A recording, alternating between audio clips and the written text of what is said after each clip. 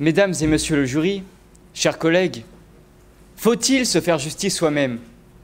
Eh bien oui, la question mérite d'être posée, d'autant plus que nous sommes régulièrement confrontés à des affaires médiatisées qui, inévitablement, relancent le débat sur la justice privée, comme notamment l'affaire du bijoutier de Nice qui avait abattu son braqueur.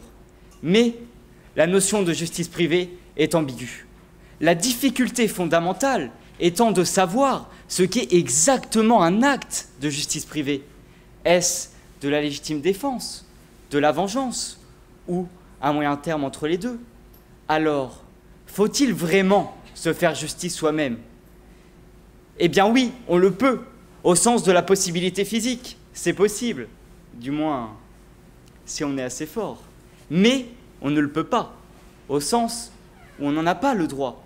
En effet, on risquerait d'être injuste, car on serait partial, c'est-à-dire à la fois juge et partie, d'où l'intérêt de faire appel à une tierce personne pour régler les conflits.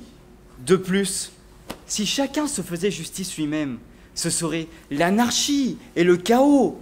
Cette forme de justice susciterait au contraire des représailles et une escalade de la violence, une forme de vendetta.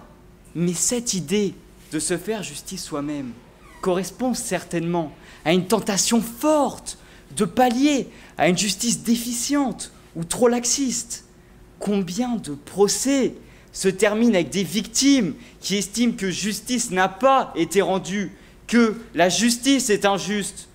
Il semble alors que dès que nous subissons le mal de la part de quelqu'un d'autre, nous serions les mieux placés pour nous faire justice nous-mêmes. Ce sentiment naturel mérite d'être interrogé. Ainsi, dans ces conditions, énoncer que nul ne peut se faire justice soi-même paraît peu original. Ce vieil adage exprime une vérité qui paraît d'évidence, mais le principe, formulé sous forme de maxime, n'apparaît dans aucun texte du droit français, à la différence de certains codes étrangers où l'on trouve là une affirmation de la règle. En principe, cette règle que nul ne peut se faire justice soi-même sert à protéger l'ordre juridique, la fonction judiciaire et l'individu lui-même, qui ne doit pas se trouver exposé aux entreprises d'un justicier privé. Cependant, cette règle peut, dans certains cas, subir des exceptions. Celui qui se fait justice lui-même bénéficiera parfois d'une excuse légale et il bénéficiera souvent d'une atténuation de peine, soit ici encore en raison d'une disposition légale spéciale et beaucoup plus souvent par l'application des principes généraux du droit pénal ou par le jeu des circonstances atténuantes. Le problème relève à la fois de la politique criminelle, de la technique juridique et finalement, surtout, sans doute, de la morale sociale. C'est pourquoi l'étude du droit positif est instructive, car elle nous offre quelques cas de justice privée qui permettent d'affirmer que l'on peut se faire justice soi-même. Prenons tout d'abord la légitime défense, régie à l'article 122-5 du Code pénal. La loi dispose bien que n'est pas pénalement responsable la personne qui, devant une atteinte injustifiée envers elle-même ou autrui, réalise dans le même temps un acte commandité par la nécessité de la légitime défense envers elle-même ou autrui, sauf s'il y a disproportion entre les moyens de défense employés et la gravité de l'atteinte. Autrement dit, il est possible, dans une situation très précise, de se faire justice soi-même, à travers un cadre légal lui-même très précis. Celui-ci impose donc une réaction proportionnée à la gravité de l'atteinte et qu'elle soit dictée par une menace réelle et immédiate, excluant ainsi toute menace verbale. Mais au-delà de la légitime défense, peut-on aller plus loin? Et ce plus loin nous amène naturellement à envisager la question de la vengeance. Je me suis fait agresser, donc j'agresse à mon tour afin de me faire justice. Il est vrai que dans certains systèmes juridiques, la loi dite du talion, œil pour œil, dent pour dent, est reconnue et utilisée par les autorités judiciaires. Il s'agit bien là d'une forme de justice, d'égalité proportionnelle, d'une vengeance, certes, mais mesurée.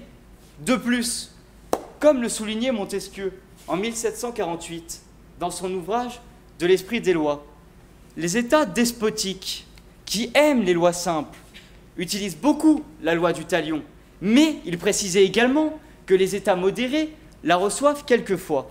La différence est que les États despotiques la font exercer rigoureusement, alors que les États modérés lui donnent presque toujours des tempéraments.